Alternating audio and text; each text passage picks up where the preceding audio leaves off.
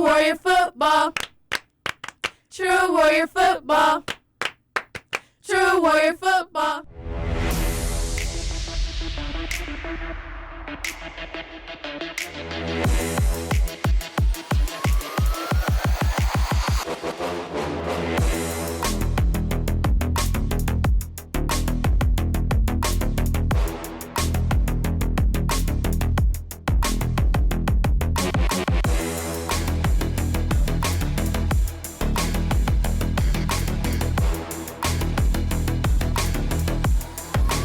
You are listening to True Warrior Football Podcast with your host, Corey Kid Smith. Welcome back, ladies and gentlemen. I'm your host, Corey Kid Smith, and this is an episode of True Warrior Football I had hoped would be different, but alas, things did not go our way this past Friday night, and so I'm here to talk about it. I'm here to talk about it with you and give an overlook of the season and talk about things that need to be discussed. So let's go back to Friday night. And leading up to the game, in the locker room, before the game, I saw a lot of our players, most of our players, honestly, focused, laser-like focused, honestly. They knew what they were attempting to do was a daunting task at that. To go on the road and to beat a team that's a juggernaut. To defeat a two-time defending state champion, a team that's been to the state championship game the last 3 years, a team that's won their regional and going on the semi-state for 4 years in a row at that point. A team that was full of seniors, juniors, players that had contributed to championship winning teams before. That's a tough task. That is a tough task for any team, and it's really hard to do it when you have to go on the road and do it at their place. And our guys were very focused, I felt like, and that was really good. And then, the game started and things kind of broke down for us. And starting drive, Center Grove gets the ball. And, our defensive goal for as long as I've known Coach Tussey in the defensive goal is always to stop the first possession. And we were playing with them and made a couple tackles. But then their star running back, Micah Coyle, just decided, I'm going to break one. And he broke one for 50 yards, touchdown. And from that point on, I already knew we were going to be in a battle with these guys, but to be in a battle with these guys where they're breaking big plays like that, it's going to be a tough night. So offense gets the ball, and Adonis makes a couple good plays. We're scrambling, and then possession kind of sputters, and we have to punt again. So right then, I was like, God dang it. All right, so we punt. Center Grove recovers. And it was a great punt, actually. It was a very good punt. Their first possession, Center Grove's first play, of that second possession is a fumble, and my God, it's so freaking close. And if you see the play, it's literally right there. And I believe it was Tyrone Burris, if he could just I don't know if he couldn't tell that the ball's on the ground, or if he was so focused on the quarterback or what, but if he makes a play for the ball instead of trying to go for the sack, we get it it's literally right there. He probably could have scooped and scored, or our offense didn't get the ball back at like their 5-yard line. And then it's a whole entire different ball game. We get the ball on the 5, we're scoring it. With this offense that we've had the last few games, we're scoring a touchdown. We're scoring. Without a doubt in my mind, we are scoring. But we didn't get it. And that drive right there, that put them at like 2nd and long.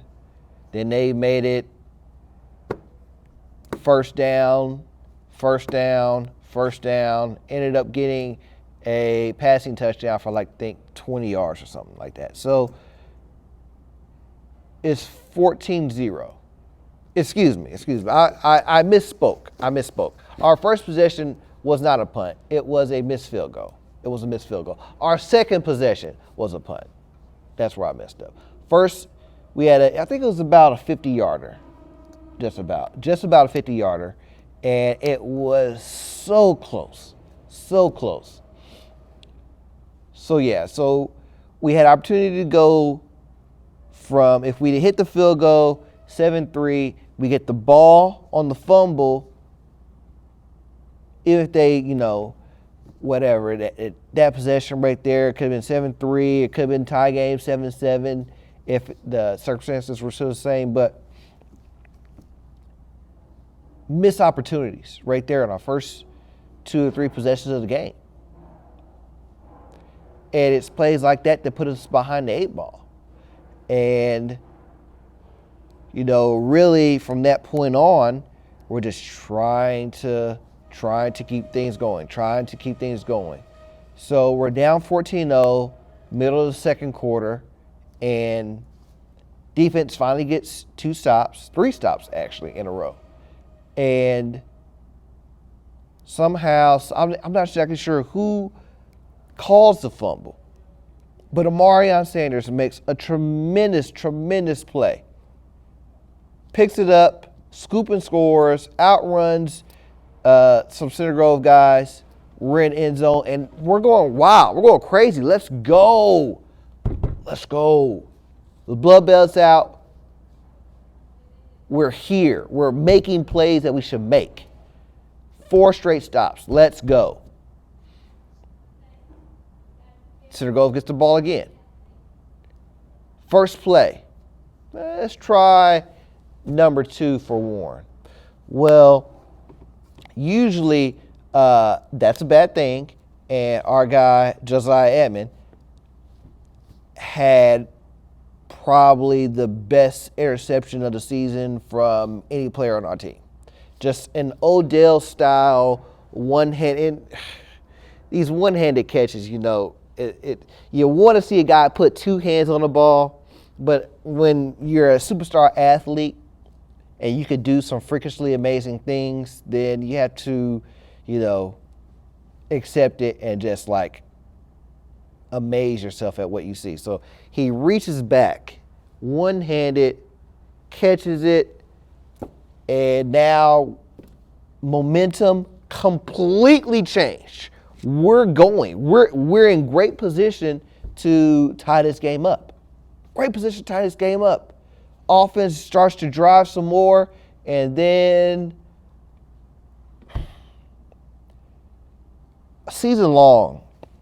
all season long, our offense unfortunately has had this thing where we like to turn the ball over at the wrong time. And the offense's ugly friend, the pick 6, came out at the wrong time. And Adonis joined the Warren Central quarterback pick 6 club for this season. And it was, I want to say it was on a play that I feel like has been picked off in return for a touchdown at least 2 or 3 times this year. And yeah,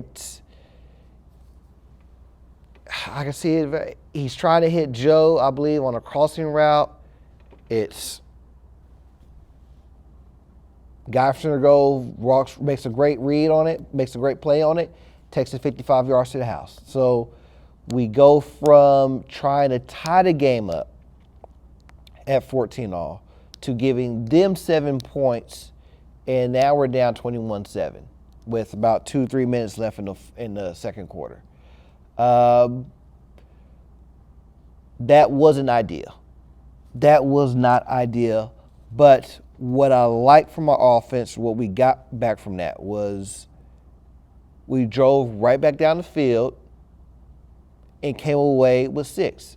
Adonis made up for it, made a heck of a play, rolled out and hit Joe on a beautiful pass, and Joe basically catches it and walks into the corner of the end zone.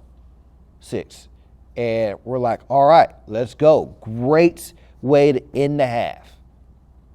We end the half. We're down 21-14. We get the ball coming out of halftime. We're in a really great spot here. Defense didn't start the game that well, but we had 5 straight stops. Let's go. Let's do something that we must do. And everybody was feeling great in the locker room. And coming out, I want to say our first possession was not the greatest. We ended up punting. Defense came up with another stop.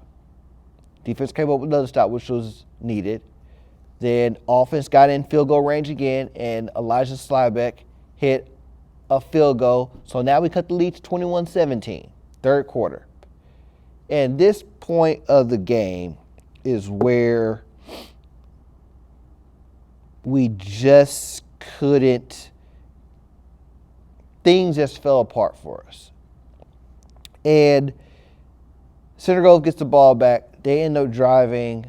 Michael Coyle for them gets another touchdown. It wasn't a long touchdown run of 30, 40 yards or longer like he had been getting, but it was a decent touchdown run that he had.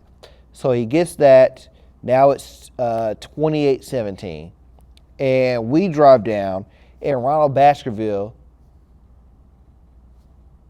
caps off a great drive for us to get us a touchdown. I think this was the first drive of this was our first possession of the fourth quarter. So it cuts it to 28-25. We get the 2-point conversion. Lee Alexander, once again, I feel like he had like 10 of those this year. We get in the end zone right there. And the lead is 3. The closest it's been all night. And we're all feeling great. Everybody's feeling great. And then the wheels fall off on us. Michael Coyle on, I'm not sure if it's 2, it is 2 straight Center Grove possessions, gets a touchdown of 62 yards and 73 yards. And those 2 long touchdown runs of his takes the game from being 28-25 to 42-35. And ball game at that point. We get a late touchdown from Day. We try the onside. We don't get it. They eventually run out the clock. 42-32, final score. Season's over. When you're playing a team that's as good as them, they aren't going to beat themselves. You have to go out there and beat them. And really, I don't know if the game was really truly lost last week when we lost Olin, but I could definitely say not having him in this game hurt us. You need your guys. You need all your guys when you're going into a big game like that. And not having him hurt, and I know he wished he could have been out there, especially for one last game with his teammates. Just having your season end in that way, in that manner for him last week against Perry Meridian, I hated that for him. And I hated so much for the guys on the team, especially the seniors, because I felt like all year we were right there. In so many games, we were right there. If we just would have made a play here, a play there, a play here, if we'd have had just one more stop, could have got one more touchdown, one more score. So many things could have been different. But unfortunately, it wasn't. And, we still won the sectional championship and got to the game that we knew we had to get to if we wanted to get further. And we gave ourselves a chance. And I made a post this week on Instagram and Facebook, and it's still out there for those that haven't seen it. But every year after the season's over, I go through all the plays, everything like that for the end of season awards. And I'm thinking about all the players, who's going to offensive player of the year, defensive player of the year, special teams guys, the Warrior Legend Award, things that I love putting together for our team to show them the recognition that I feel like they deserve. And when I started to think about this young man, I was like, man, to have the things that he went through,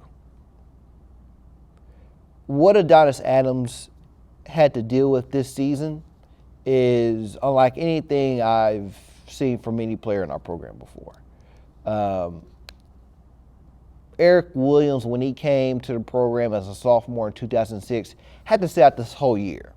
But he was able to be a great player for us on scout team, helping that defense, doing some great things. Then when he became a junior and senior, he was able to produce and do some outstanding things for our team. Truly outstanding. But for Adonis to have his senior season not even cut in half, you have basically you play 3 games of a 12-game season. So you get a quarter of what you could have played in. And most guys, I feel like, they aren't playing, oh man, I don't care. I know I can't get in. They would have woe is me attitude. They wouldn't put in the effort to help their team get better. They would just be there, if they would be there at all. There was nothing keeping him from saying, you know what, I'm not going to do this. I'm going to go back. Or you know what, I'm done playing football. I'm just going to, do some 7-on-7 stuff, hopefully get a college invite, see what happens there. But he didn't. He fought and gave it his all. Quarterbacked the JV team, won the MIC for JV. And I see that, and then I see what I saw from Adonis was this special for 3 games. And not to say what I saw from Keith wasn't good. Jewel has promised he needs to work on. And I don't know if he'll be a quarterback next year or if he'll change positions. But regardless, I'm not digging at Jewel at all. They were both young quarterbacks, sophomore quarterbacks, and what Adonis brought was experience. And man, he threw such a beautiful, deep ball. He just put the ball on the money. He hit Joe on some great passes. He made some great reads and made some great moves outside the pocket. Had some great runs with his legs as well, even against Center Grove. Moved the chains. And just seeing him have to go through all that, it's so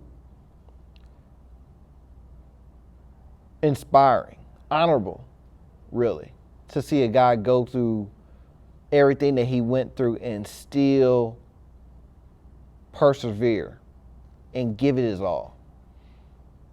like I said in my post, the one thing I want for every player that puts on the pads, that puts on the helmet, is to go out there and give it their all, especially at that position. And I never once felt like he didn't do it. And I had to give him that recognition because I'm sitting here looking like, man, I want to give him a major award, but I feel like it would be disrespectful to guys that were able to play. And it was not a slight to anybody else or anything like that. I felt like I had to say something to him, because if I went about doing everything what he was able to do for our team and our program would go unrecognized. And I couldn't allow that to happen. I absolutely could not allow that to happen. So Adonis, thank you for everything you did for our program this season. I, for one, am glad you were here with us, glad you came along for the ride. I wish you nothing but the absolute best. I look forward to talking about you at the next level. You're always welcome to come on the show and talk with me, talk to me about anything that you want to talk about, what it was like for you to be a part of this great program. So yeah.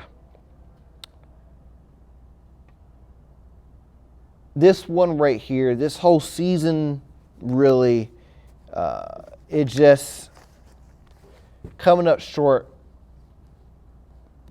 hurts. It's not a great feeling. It sucks, basically. And for guys that have been seniors, that have been wanting to get to higher levels, that wanting to be one of those 9 teams or wanting to be that 10th team that brings home a state title, to not do that, and you have 3-4 years to accomplish that goal, it sucks. It really does. And we lose some great players on this team. We lose a Chris Jordan. We lose a Ronald Baskerville, a DeMarion Harris, a Lee Alexander, Devin Holman. Olin, we lose. A guy that I felt like should have been, and I don't know, we had so many great running backs, but man, I really feel like Rodney Johnson should have been the main guy carrying the ball. In the last couple of weeks, he's been injured. He hasn't really been the same since Pike or LN, one of those games. And, I felt like since he was a freshman, sophomore, when he first started getting a lot of carries for us, I said to myself, man, if we could get a great offensive line behind him, this guy right here could possibly challenge for Darren Evans' rushing records. That's how good I felt like Rodney Johnson could be. And it pains me so much to see him not even get close to accomplishing that, not even get close to, 1,000, 1,500, or 2,000 yards this season. It hurts me, man.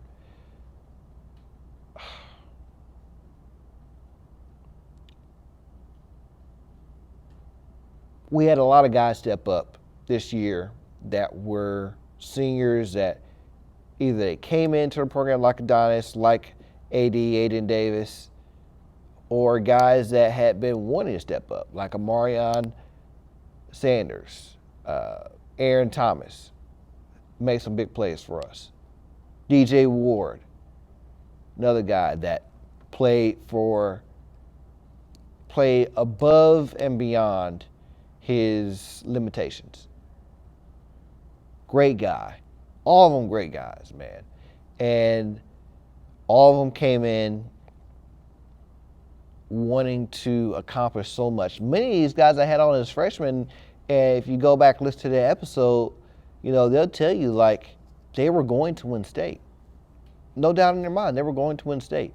And so to have all that fall apart, to go from one head coach to another, to offensive changes, defensive changes, and so much going against them on the field and off the field.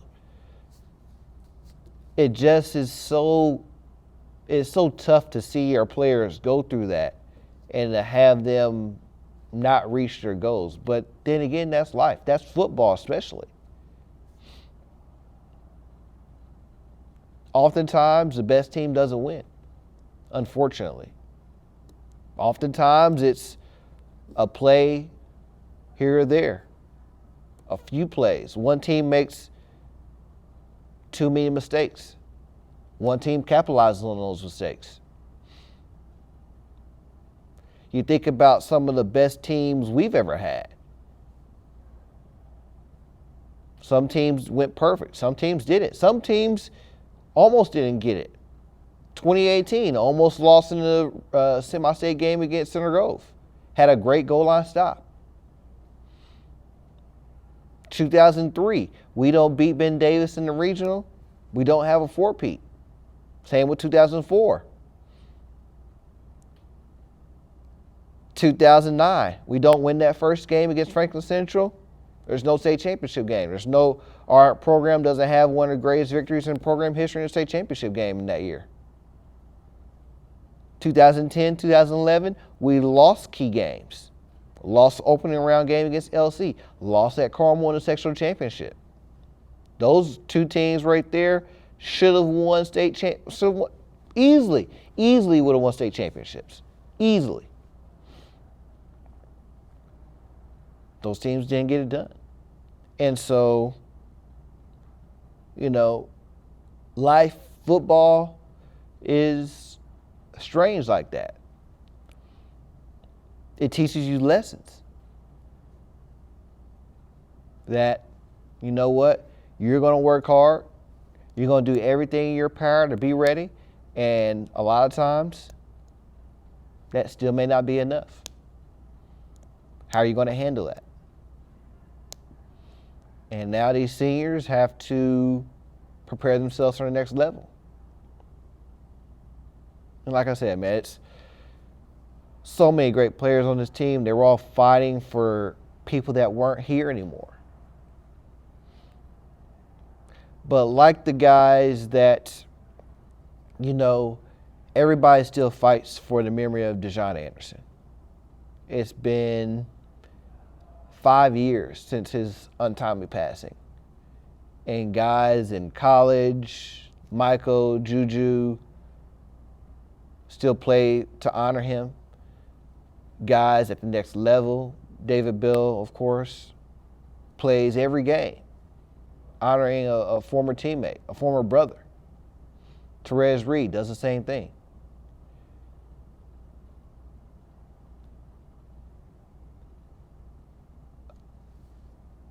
The moments in this program from this season, our seniors have to take with them as lifelong lessons. Take those lifelong lessons that you learned from this year and use them. Use them to better yourself. Use them to help make you a better player, a better person, a better father down the line, a better brother to your other family members. Use them to build a better bond, to strengthen yourself with God.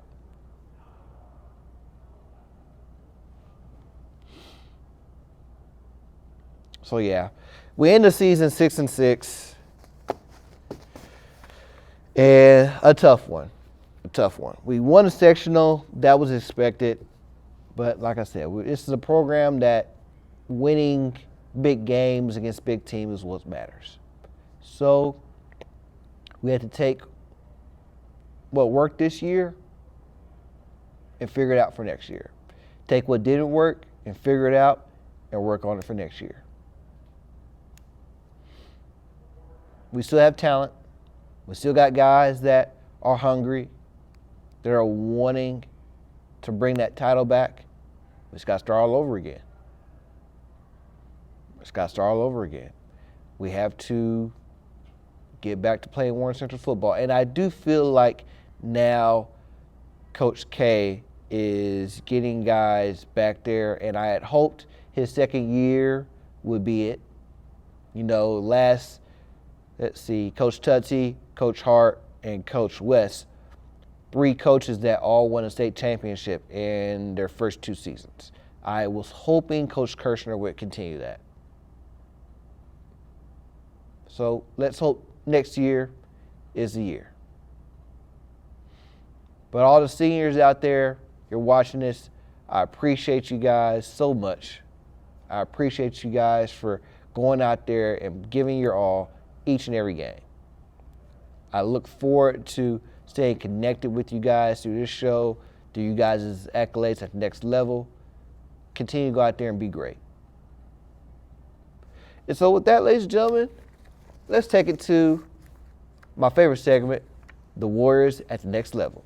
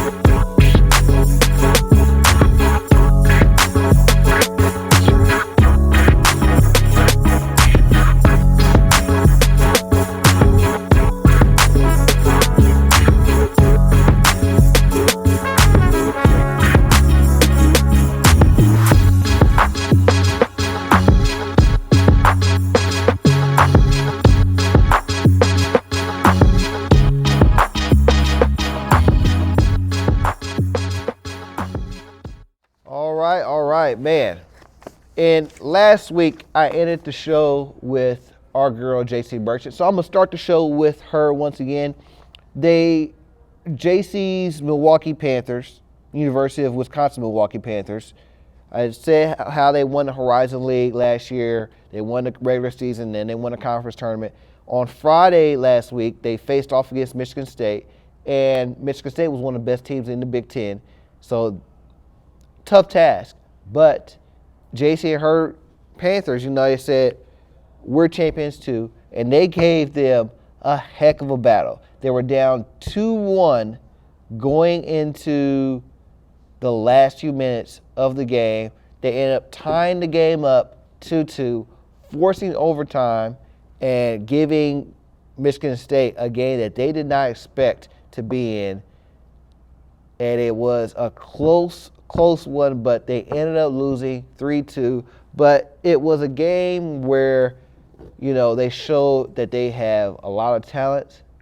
JC and her team are very proud of the season that they had here. Hey, double conference champions, that's always special. Nothing to hold your head down about this season. It's a great year for you guys. Congrats, JC. Looking forward to seeing you do some more great things next year. Keep it up, okay? Keep it up. Moving on, Kansas State, Julius Brents, Juju, our guy. They won a big game over Baylor, 31-3 at Baylor.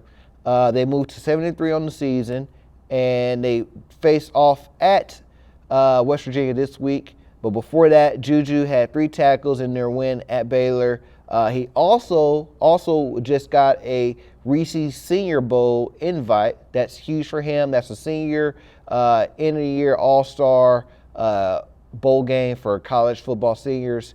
Great thing right there. It's the top. It's like going to the McDonald's All-American game, but for college guys, basically. So that's what it is for him. I say McDonald's, the U.S. Army All-American game, excuse me. So that's that for him. So congrats to you, Juju. Michael and NDSU had a big 21-18 victory over Southern Illinois. They moved to 8-2. Michael in the game had 4 solo tackles, 6 total tackles. When those 4 solo tackles move him into second place all time in North Dakota State history for solo tackles. He now has 161 tackles. He also had a big tackle for loss in the game that helped make SIU punt the ball. North Dakota State ended up driving down, getting the final touchdown score of their own, which really put the game out of distance for SIU. It's a big win for them. They move on. They face off against North Dakota, their rival, in the Harvest Bowl this week. It's also Michael Singer night. Big congrats to Michael and everything he's done for his team this year. Very proud of him. Very proud of his career that he's been a part of. Been a part of four national titles, 3 that he's played in, the last 2 that he started in. Just an all-around great player, one of the best in program's history at his position. He's done some amazing things. Very proud of Michael. So yeah, wish I could go this week. I cannot, unfortunately. But hey, Michael, congrats, man. I love what you're doing. Continue to be great. You guys got a great shot of bringing home one more title. Let's do it. Moving on, and so we talked about North Dakota State's victory over SIU. Had talked about our guy at SIU, Ramir Elliott. Unfortunately, he did not play. He had an injury, and that injury has caused him to be out for the remainder of the season. I believe they just have one more game left. I do not believe they're going to make the playoffs because of the loss. They moved to 5-5. So Ramir's numbers on the season, he has 476 rushing yards, 3 touchdowns, had a 5.2 yard average per carry, which is amazing. He had 22 catches for 191 yards as well. He has 1 year left remaining, so hopefully, Ramir can really take off and do some great things next year. Looking forward to talking about you some more, man. Continue to be great. Got to have you on the show again, man. It's been too long. Going to our guys at Grand Valley State, and they've just been tearing it up. Number 1 team in all of Division II. They are now 11-0. They had a huge win over Davenport, number 18 Davenport, 49-17. They won the GLIAC Conference, which was their 18th GLIAC Conference title. Great for them. They've secured a first-round bye in the playoffs. Great for them. Our guy, Damon Wesley, had 5 tackles, one of the best games of the season for him so far. Also had a tackle for loss. Therese Reed had 5 tackles of his own. And after the game, at their senior or at the end of the year banquet and award ceremony, he was awarded the Rookie of the Year. Last year, he was Scout Team Player of the Year. This year is Rookie of the Year. Hey, keep racking up those titles and trophies, man. Next year, I want to see you get Defensive Player of the Year. All right, I'm challenging you, Therese. Get that Defensive Player of the Year award, man. You got to get that. You've been doing some great things, you and Damon Wesley, all year. Shout out to my man, DeMarcus Brown. I don't talk to you about you enough. You're a key player for that team as well. But hey, they have a very, very good chance of winning the national championship at the Division II level. So best of luck to those guys right there. Let's see here. Tough one. Wabash. Our guys at Wabash, Derek Allen, Quinn Scholler, came up short in their game against DePaul in the annual Monon Bell game. I think it was like the 128th version of that game. They lost 49-14. It was a bad one. Weather was yucky for them. I think they were down 28-0 at one point in the third quarter. They ended up getting 2 touchdowns late. Yeah, man, I hate it for them. And that loss dropped the Little Giants to 7-3. And unfortunately, their season's over. No playoffs for them this year. But, you know, our guys did their thing. Derek had 6 catches for 64 yards. He ends the season with 56 catches, 913 yards receiving, and 8 touchdowns. Fantastic job. He had 3 100-yard games, including the first game of the season where he had like 171 yards receiving and 3 touchdowns, had the hat trick. That's amazing player this year for them.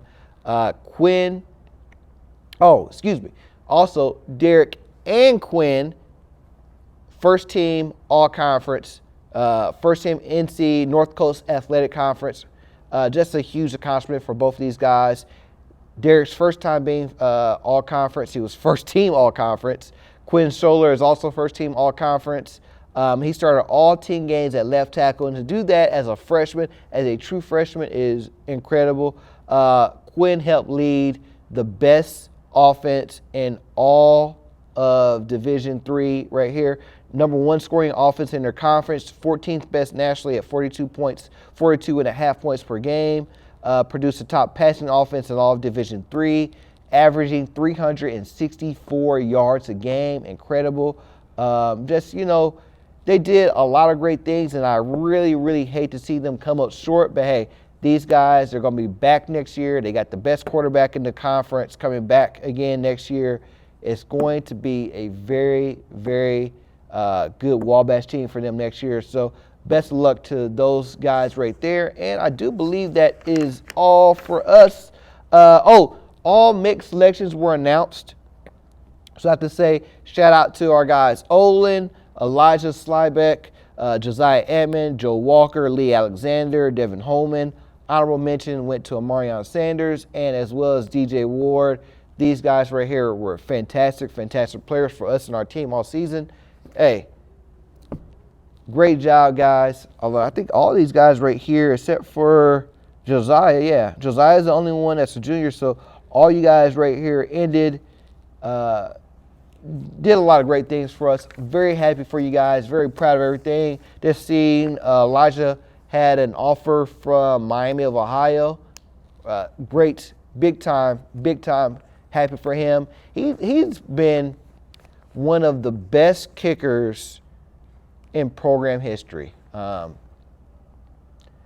Just an absolute amazing leg he has on him, and I look forward to seeing him do some great things for whatever school he goes to at the next level. He had some great plays as a punter. I want to say he had a coffin corner that was a great play, set up our defense right there. So, yeah, we got some good guys playing football that will be playing football at the next level next year. So, yeah, that's what I got, man. It's tough. I say it all the time, man. I love our team. I love our players so much.